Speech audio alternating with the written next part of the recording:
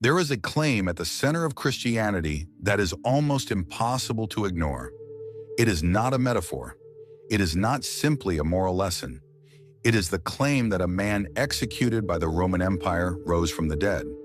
According to Christian belief, Jesus Christ did not remain in the tomb. 3 days after the crucifixion, the tomb was found empty, and the message that followed would spread across the ancient world. A message both simple and astonishing, that death itself had been defeated. Few ideas in human history have been more radical than this. If the resurrection is true, it changes everything. It means death does not have the final word. It means hope is stronger than the grave, and it means eternity has entered human history. In the first centuries after the crucifixion, this belief spread rapidly across the Roman world. Early Christians believed something extraordinary had happened, and that belief began to reshape how people understood life itself. It changed how people thought about death. If death was not the end, then fear no longer held the same power. It challenged political authority, because Christians believed their ultimate loyalty belonged to a kingdom beyond the Roman Empire. And it created communities centered on compassion and dignity. In a world where the poor and the weak were often ignored, early Christian communities began to care for widows, orphans, and the sick. Over time, this belief helped inspire institutions that still shape the world today. Hospitals, charitable organizations, ideas about the equal worth of every human life.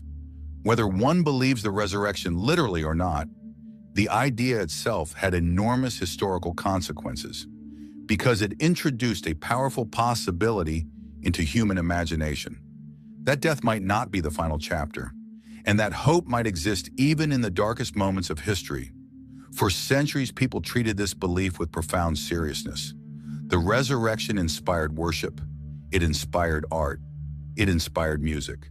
Across Europe and beyond, enormous cathedrals were built to reflect a single conviction that something extraordinary had happened on the first Easter morning.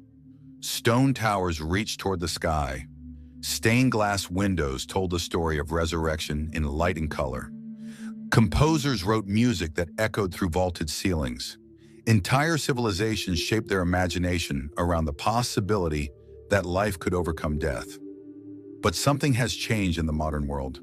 Today, the story of Easter is often treated very differently. For many people, it has become a seasonal greeting, a symbol of spring, a message about positivity and renewal. The language of resurrection still appears, but its meaning often becomes softer, less mysterious, less unsettling. Instead of a radical claim about reality, the resurrection is sometimes reduced to a metaphor, a symbolic message about new beginnings. Yet the original claim of Christianity was far more dramatic than that. It was not simply that life renews itself in spring. It was the claim that death itself had been overcome, that the grave was not the end, and that hope might reach further than despair. This raises a deeper question for our time.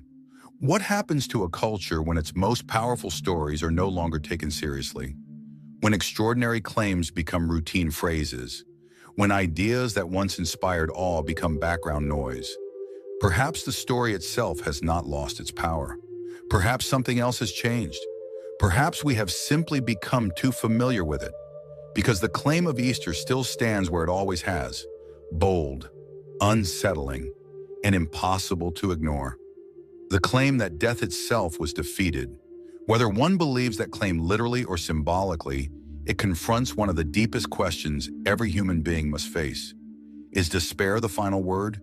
Or is hope stronger than the grave? For 2,000 years, the story of Easter has answered that question in a surprising way. It refuses to accept that darkness has the final word.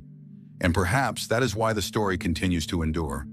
Because in every age, including our own, human beings are still searching for the same thing: a reason to believe that hope is possible, even in the face of death.